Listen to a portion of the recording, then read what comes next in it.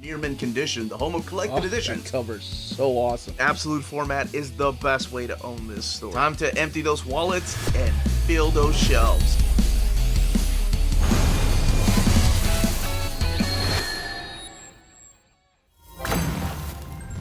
Hey, all you mentees, this is the Uncanny Omar with Tik Tok Tina. And what are we talking about today, Tik Tok Tina? Well, we're going to give you an overview of these wonderful Yen Press books. So, everybody, stay tuned.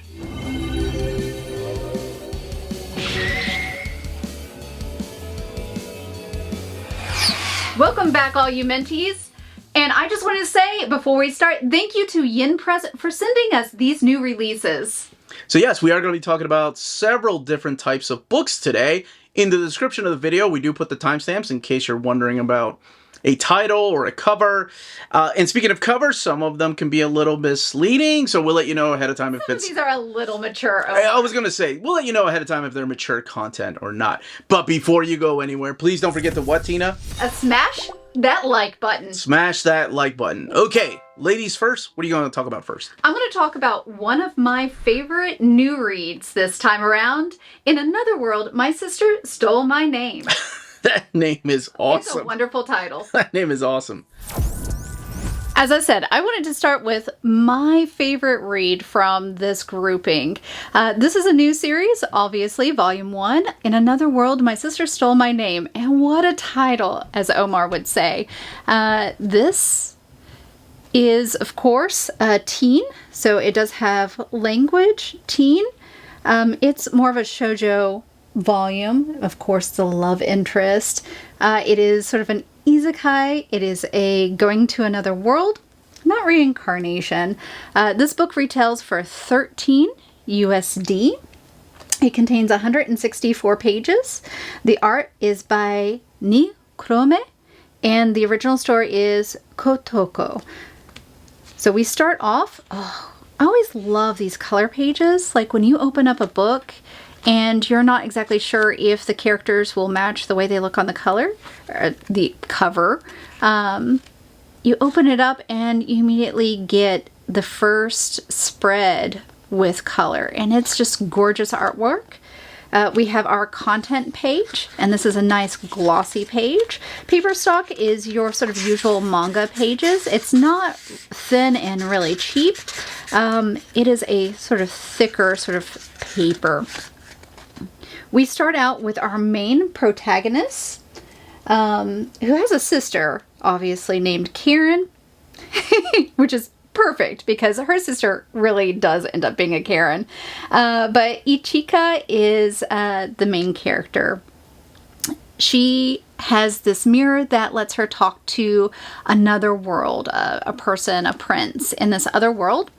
And she kind of grows up talking to this prince, giving him encouragement to be a prince in the other world. And she doesn't really think much of it, but she tells her sister these stories. One day, her sister goes missing, and come to find out, her sister gets pulled through the mirror.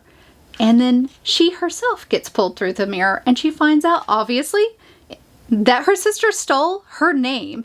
So her sister, when she appears, says, oh, instead of Ichika, this is my sister Karen. So the main character now becomes Karen instead of Ichika.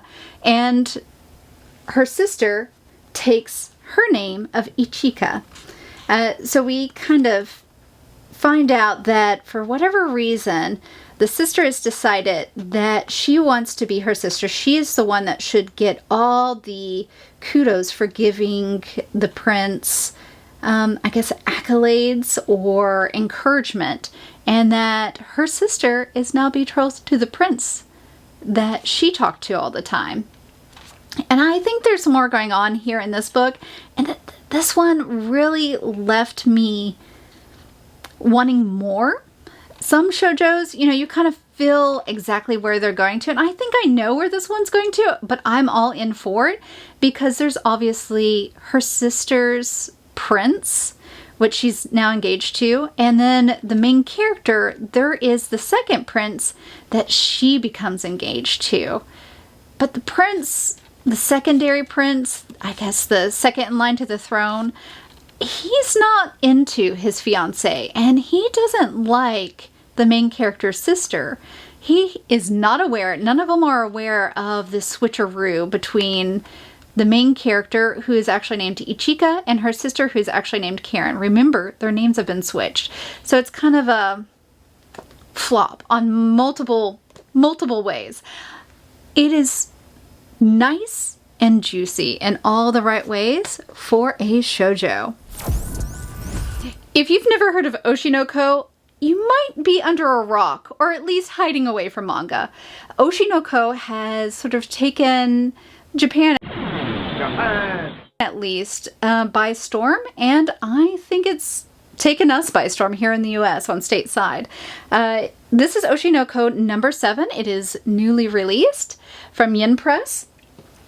It retails for, let's see, $13 USD and $17 Canadian. It is suggested for older teens because of the themes. There's language, some nudity, and some violence involved. If you've not heard anything about Oshi No Ko, let me give you a little quick synopsis. It is about reincarnation, so yes, there happens to be reincarnation, but it's also a murder suspense. It's sort of like a whodunit, who murdered their mother, who is a pop idol, the dark underbelly about Japan's pop idol scene, and, you know, what it entails to be a child of a pop star and hiding your identity. That's just sort of a quick overview of the main story so far.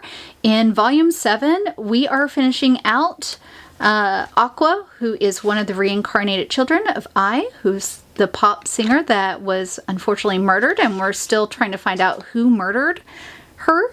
Is it their dad? Is it somebody else? Is it like just a fan? Aqua thinks it's his father, and he wants to get down who is their father. Like, they still don't know who exactly their father was, but it's definitely somebody in the idol scene. So here he is actually working on becoming a part of the movie scene, or an actor. His sister is actively working to become a idol like their mother, because in this industry he knows his father's a part of. He wants to hunt down, get information to find out exactly who might be their parentage, their father, and if he is the one that actually killed their mother. So of course it's going to show his relationships with the current actors, him taking his part in acting as sort of a revenge, and inspiring others to do their best as either idols or as, you know, actors. So we get more of the stage production, more mystery as other actors, literally actors, become involved in their lives. There are more people with their own desires and wants, playing off of this, you know, revenge arc. And of course, this is a stage production, but there's a lot that goes on behind the scenes in this particular volume. We get a little bit more information about those that work behind the screen, those that know the insiders in this world, and hopefully we get a little step closer to finding out who killed Ai in this volume. Art is gorgeous. This is done by Akasaka and Mingo Yoko Yari. And of course we have the loving family on the front and the back. Of course, mom is gone. So this is a work in progress. It is wonderful and amazing. I'm so happy that Volume 7 is out, and Volume 8 cannot come any sooner. Let's go ahead and do Lycoris Recoil, Volume 1. This is a new series that premiered in October. This is by Yasunori Bizen, and the original story is by Spider Lily, which is an awesome name. Here we have Chisato and Takina, and those are two new characters that we're introduced in this particular book. Table of contents right here. This book has 152 pages and retails for $13. We are greeted by some color pages introducing us to these characters, the main characters of the book. So in this world, Japan has gotten rid of crime. All crime and terror has been eliminated. However, It's a secret that it really hasn't. Who's keeping Japan at peace are a group of skilled little cute schoolgirls with some badass techniques. So those uniform little girls that you'll see throughout the book, most of them are agents of Lycoris. So they all have pistols and they all have different missions. And both the character in Chisato and Takina are part of this agency. And Takina is now going to be with Chisato. Like, she has been put over there and transferred over there to become her partner. And the reason is because Chisato is like this big protege that's supposed to become the new big bad of the agency. And I do find it interesting that most of the killings here, you know, the book itself looks really cute. The artwork here by Bizen, they look adorable. They look like cute little schoolgirls. But when it comes to murdering people, it's ridiculous, sometimes over-the-top violence, and I didn't see it coming. You know what this honestly reminds me of is that anime noir. I don't know if anybody ever watched that about the two young girls. Oh, that's what this reminds me of. Because both of them have different personalities. You have Takina, who's a little more reserved and a little more quiet, and then Chisato, who's supposed to be this new badass, just kind of goofy and doesn't really act like she is an assassin at all. But I guess that's what you want out of an assassin. There are ads in the back here for other manga, and this one is rated teen for language and violence. The magical girl and the evil lieutenant used to be archenemies? Yes, archenemies. I can't say that word, guys. That's okay. This is a cute volume. It is actually pretty thick. And I first found this out by actually watching the anime, so I was ecstatic when I got my hands on this volume. It retails for $30 USD, and you might be thinking that is kind of pricey, but it gives you a whole lot. This is kind of like a 3-in-1. It's a little oversized. It actually is really heavy, so the paper on here is nice, thick paper. It's not glossy, but it is upscaled compared to your usual tankobon paper. It does contain 408 pages of manga, so well worth this. Mangaka, or the artist and writer, is Koka Fujiwara. I have to assume that this is a pseudonym or an alias. And we start off, I want to say, we start off, I don't know how about your sensibilities, but we start off with a, I guess you could say, instant love story with a evil lieutenant and a magical girl that's supposed to fight him. Now, it's kind of more of a one-sided. The lieutenant falls head over heels for this cute, unobtrusive, innocent, I would say one of the purest magical girls I have seen in a CD world. Don't let the art style fool you, because although it looks really, really cute, really, really innocent, I will say it does get an older teen rating for a reason. There is a sort of Madoka Magica, like that you've made a contract with this other creature, and this other creature does exploit this magical girl. I don't know how to phrase it other than that. There's nothing untoward. There's no real like explicit scenes in this, but there are suggestive themes in this because he is definitely trying to take advantage of the magical girl, and the evil lieutenant, seeing like as like, kind of is like, oh, you're being taken advantage. I don't like this guy. It does have a lot of these 4-panel scenes.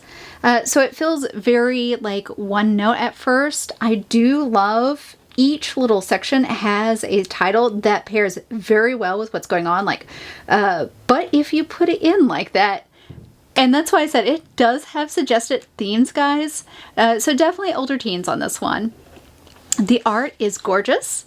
The evil lieutenant definitely is, despite his best wishes, deeply in love with the protagonist. And this art is just adorable. Once again, a little suggestive at times, but it is gorgeous. And of course we have the other beings, I guess you could, I don't have any reference in mind. It definitely is taking that sort of like trope of making a contract with an otherworld being in this. These are called angels, but this one, like the magical girl's angel, is anything but angelic. I don't understand how he can be considered an angel when he is basically not quite doing, making her do sex work, but definitely talking about doing, working in the industry. It does kind of come together, even though, like I said, each little panel, each 4-panel side kind of has its own individual take. You could read a panel and be happy with it. It does have overarching themes, and it's sort of continuation of what's happening, the relationship. Oh, as I said, suggestive themes in this one, guys. Older teens, pick it up. I love it. If you enjoyed the anime, you will definitely enjoy a deeper look into the manga with the magical girl and the evil lieutenant. I really found it really, really cute. And of course, it helps that there is a little side story where the mangaka draws a lot of her names and original content. They kind of evolved into what we see here. So Beauty and the Beast, those characters kind of formed the more modern aspect here. So you get kind of like her earlier stuff or their earlier stuff in this awesome volume. It's cute. Breasts Are My Favorite Things in the World, Volume 8. This is a manga that I've been wanting to check out because, you know, whenever you see my upcoming collected editions video that I do every month, I've seen this title show up. This and other titles, right? That I look at it and I'm like, well, what is this even about? And is there even any plot to this? So this is the story of Chiaki, Ichihara, and Hana Harubi. And this is volume 8. This is the final volume, so I guess spoilers if you haven't read it. But guess what? I didn't read any of the previous volumes either. And I can gather by context clues just what happened here. So what has happened is that we have these two characters that have now fallen in love. They were attracted to each other because of their bodies. Because the character of Chiaki is attracted to big breasts, while Hana likes them a little bit smaller. Now, they're not the only characters here that do enjoy breasts. Sorry, I gotta jump some pages around here to make sure that I can still put the video up, because, yes, this one here is rated mature, mainly due to the language and nudity and then some of the sexual content in here. So what started as something like an obsession has now grown into love, because they both really care about each other. Then by the ending of this, you'll see if this relationship can even go anywhere. So when I didn't expect to find something out of this book, there was a love story in here, and I think it's hidden by, first of all, titles like that, right? But it's just two people finding each other in this lonely world. And it all started with infatuation of breasts. I guess if that's the thing that brings you together, right? There's even an extra story. I don't know if they do this for the rest of them, because like I said, this is my very first book. But this is the final volume of Breasts Are My Favorite Thing in the World. 132 pages, and retailing, better be careful when I'm flipping through here, retailing for $13. And there's also two other characters here that I didn't mention, Kana and Toka, who also have their own little things about them that make them stand out. Alright, second stall just got released, and volume 20 just came out. So I want to talk about volume 20 of Toilet Bound Hanako-kun. We, of course, meet back up with our characters, Hanako-kun, Nene, and their friends in this one. Of course, this beautiful color splash page. This book contains 178 pages worth of manga, and it retails for $13 USD, 17 Canadian. Language and violence is involved, so teens is a rating for this one. And I adore this manga because of artwork. This is Idalro. Always always gorgeous art, heavy line work, and you have the contents on this. It's a nice glossy starting page, and then you have your sort of usual manga paper. And right here you can see the mangaka's thick line work, which pairs beautifully the way they draw their characters. We finished our last arc, so this is sort of like a opening story about what the side characters are doing in the meantime before we set up our biggest arc that's upcoming. So obviously we have Mitsuba with his exorcist friend and their adventure into the sort of otherworldly, what is going on, the degradation of this ghost without being, I guess, one of the new supernatural. So the far shore has crumbled, and what's going to happen to all these ghosts, these characters? And so we get a new story arc coming through in volume 20. I don't want to spoil too much because it kind of sets up a certain supernatural's power about time abilities going back in the past in this one. It has a time element. Of course, one of the supernatural wonders of the school is a guy that controls time, and that's where we kind of leave off. We've got to go, it looks like, in the past to see Hanako-kun. What is this story about his brother in the past? Why is he like he is now? So it really kind of sets up what we've been wanting for 20 volumes right here. Hopefully we'll actually dive a little bit more into it. I love this series, and I love the sort of like romantic feelings that Nene has for Hanako-kun. That sort of like, oh, that young love. But he's a ghost. So is it really going to work out? Is it not going to work out? There's a lot that separate them. Check it out. Okay. Content warning on this one, guys. This is parental advisory warning, explicit content. This one does have suggestive themes, nudity, and situations that are definitely mature. So I just wanted to throw that out there. This is when the villainess seduces the main heroine. And I think Omar wanted to read this, but I snatched it from him and went ahead and read this because, of course, it's two ladies, and that's right up my alley. This is a book by Kasai Fuji. This is volume 1. It has 162 pages. You can see it retails for 15 USD, about $20 Canadian, and it does contain language, nudity, and suggestive themes. So I love that Yen Press has this little rating system, mature. At first I didn't understand it. Now I'm right on par. It makes me understand what is in this book immediately. So we start out, and I have to be really careful, guys.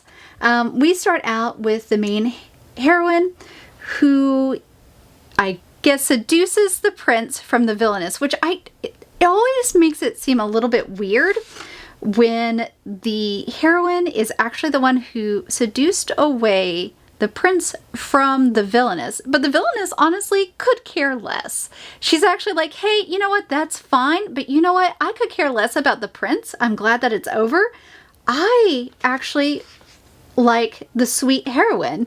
I much prefer the lady to the guy. And this means something in Japanese culture here, guys. It's, I want to do certain things with you. So yes, this book is highly suggestive. It does contain a lot of nudity. The situations in this book are very mature.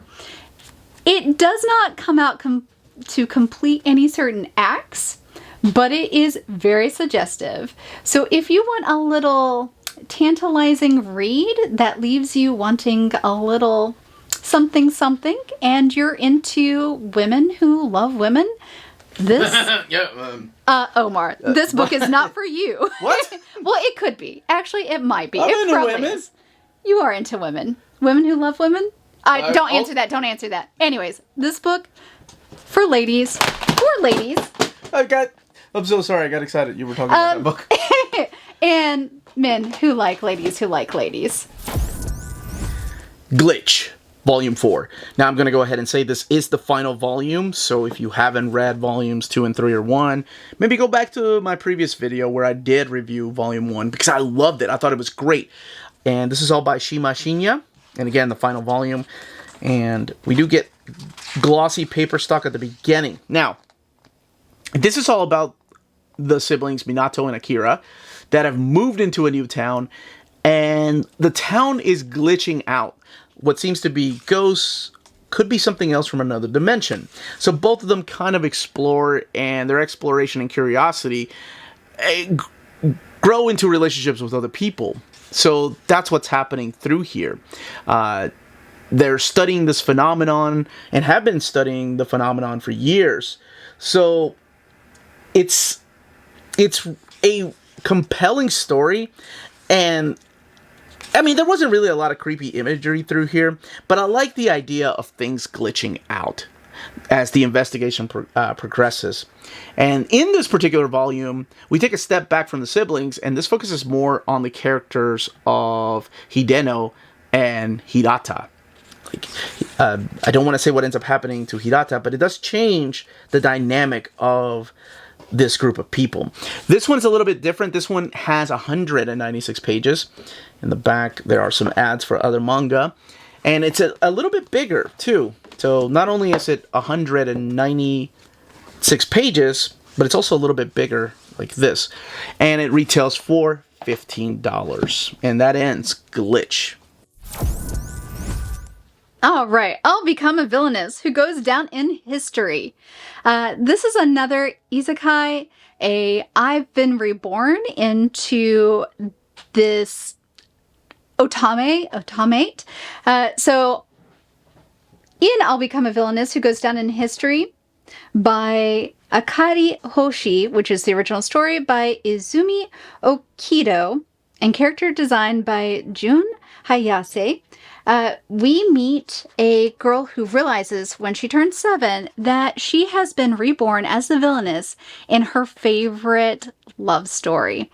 So she gets to meet all the main guys in this love story. She is not the heroine. She is not the main character. She is the villainess. And her goal in life, because she could care less about the heroine, is to become the biggest villainess in the history. She wants to go down to history as a villainess, but honestly, between you and me, she's going about it in all the wrong ways, because she is doing all the good deeds. Sure, she's leveling up her magic, her swordsmanship, but she's helping people and saying she's being the biggest villain, and everybody is confused. But so am I, because that is not how you become the villainess. I don't want to spoil two things. This has been another amazing read. If you love shoujo, if you love shonen, if you love seinen, this might be your gambit. It is for older teens. It retails for $13 USD, and this has 178 pages. The artwork is gorgeous. Get the title, it's a little bit thicker, and I love the colors on this. Will she actually become the biggest villainess? I don't know, guys, but she's certainly very nice in all her villainy. Strategic Lovers, Volume 1. This is one that premiered in August, and this is by Sansho Kwamido. And mature content for language, nudity, sex, and violence. And there is quite a bit of that in here. By the way, the ones that are mature, Yen Press always puts a plastic cover on them, so you know, you have to take it out of its plastic, so you can't just flip through it. This one has 168 pages. Again, I love the fact that now we're getting, like, there was a time when we didn't get any color pages. So we have color pages at the beginning, and we are introduced to this particular character named Kota Higashiyama. And he's the son of this wealthy guy who is not the healthiest right now, and his conditioning keeps worsening. So he has summoned for Kota, who, by the way, is not a son he raised, but the son of one of his mistresses, to come and play a game of chess. Because this is what this is about, is playing games. And the game that Kota's father likes to play is chess. Again, it was it was the mistress of his father that raised him. So he's brought in kind of kidnapped and against his will to kind of take over the organization, to become the next chairman of this particular business. And on top of that are 5 beautiful girls to become his lover. So I guess it's like a harem manga, if you were to, but with a lot more sexual content in here, and him trying to focus on becoming the chairman and controlling the board, and not losing focus by paying attention to, you know, these young ladies who make it really difficult at times to pay attention to business. But that's what this is about. You know, it's a mature themed book that is about somebody taking their father's legacy, even though they didn't even know their father at all. This is a volume 1, so it does continue. This one has 168 pages and retails for $13. Again, guys, I just wanted to forewarn you that this is parental advisory warning for explicit content in this book before I talk about it. So, Friday at the Atelier. This is by Sakura Hamada. This is volume 2. It retails for $15 USD and about $20 in Canadian. And again, I want to point out this is mature for language and nudity. This has 178 pages. And this is about an office worker who begins to model for an artist. So the model is Imiko Tamaki, and she is modeling for the artist Sunsui Ishihara. So we see the artist here and his model who he's drawing inspiration for. And of course, I want to say the main reason that this is mature is obviously because of the nudity. If you've never been in art school, guys, you have nude models, and that's exactly what is going on in this. She is becoming his model, his muse. And it's sort of a nice sort of like, I want to say a slice of life. Oop. I have to be careful, guys. There is nudity in this one. There's not gratuitous nudity in this. It is more of a artist depiction of nude modeling. There are some mature themes in here because of language. It is a love story, sort of a slow burn love story for adults. If you are into artists, which hopefully some of you are, I'm an artist, but if you like that art scene, if you love mature themes and a mature love story, this one's going to be for you. Once again, it is mature. It does contain nudity and language, and I would even say there's some suggested themes in here in this one. Bocchi the Rock, Volume 4 by Aki Hamazi. This is another one, much like Glitch, that's a little bit bigger in size. So it's bigger than your other manga, the tankobon that we've been seeing on this video today. This one retails for $15 and it has 136 pages.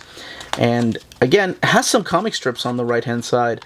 I find this one really interesting because for me, it's difficult to write about music when it comes to comics, like, because you have to sing songs, but on top of that you have to translate the songs. We have some color pages here at the beginning introducing you to the characters, because I have never seen the anime nor have I read any of the manga, and I don't know if this is true for the rest of them, but it feels like a comic strip the way that this is done here. Like this, we have a lot of 8 panel grid, so there are a lot of pages like that until we get to the actual concert.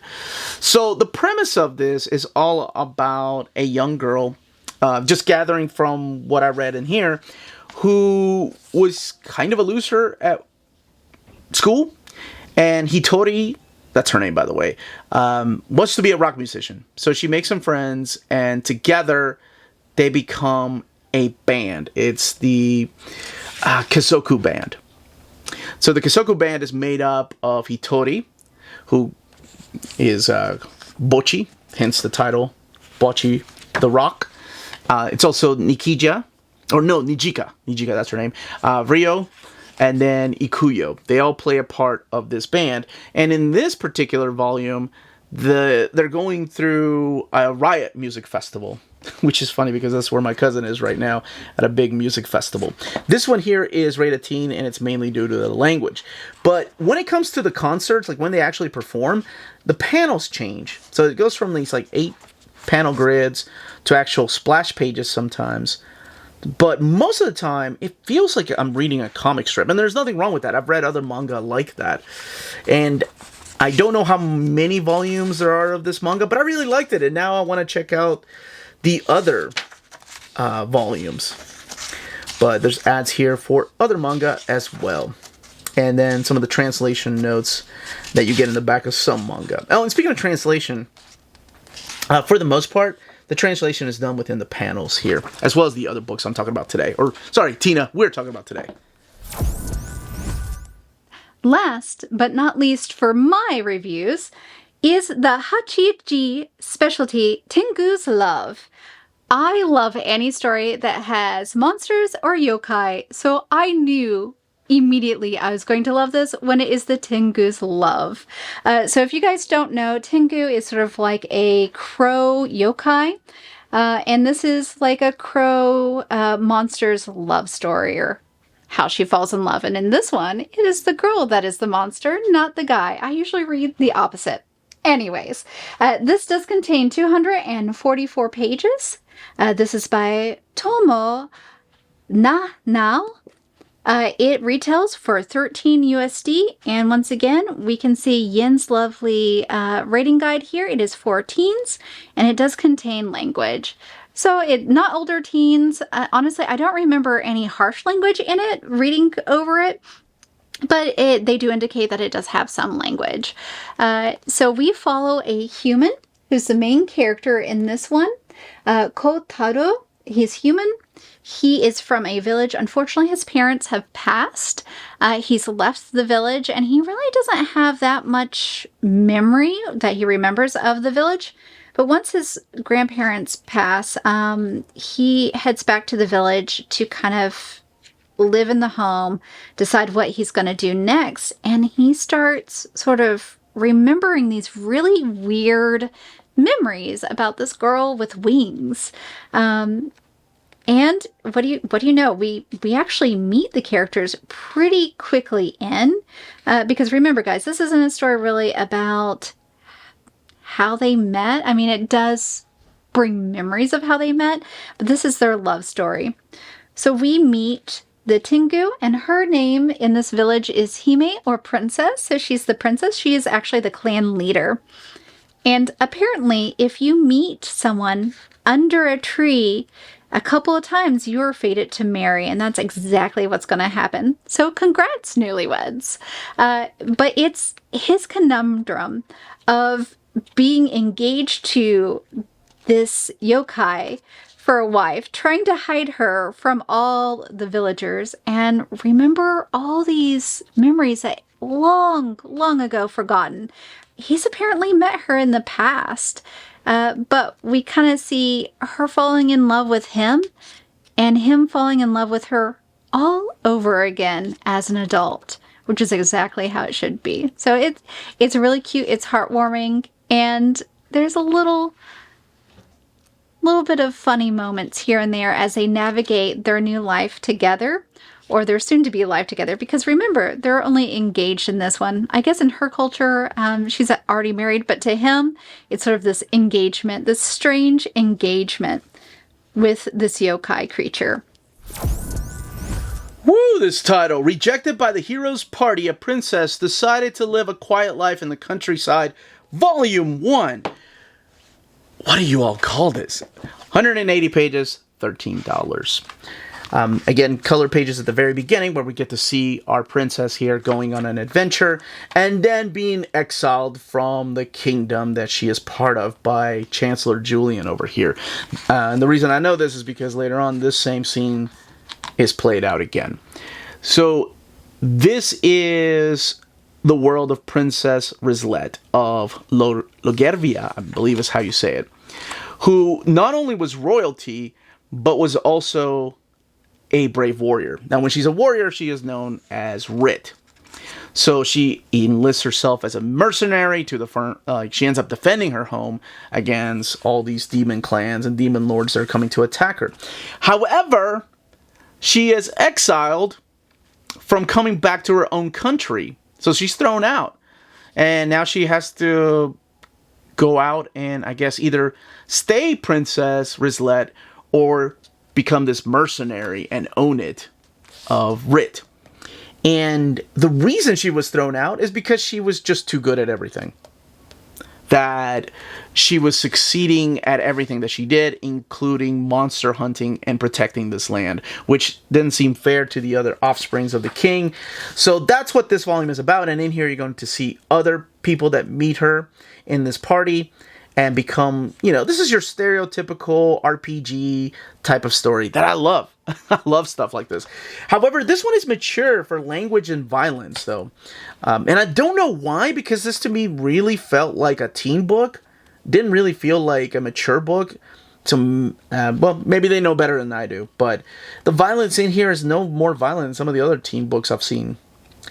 And this one has 180 pages and retails for $13. There's a little short story back here too by Zappon, and this is by Zappon is the original story.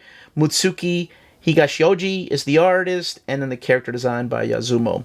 Parental advisory, explicit content. Yeah, what did they see? I guess maybe some of the decapitation. Okay, yeah, maybe some of that. It can get a little dark, maybe, but there we go.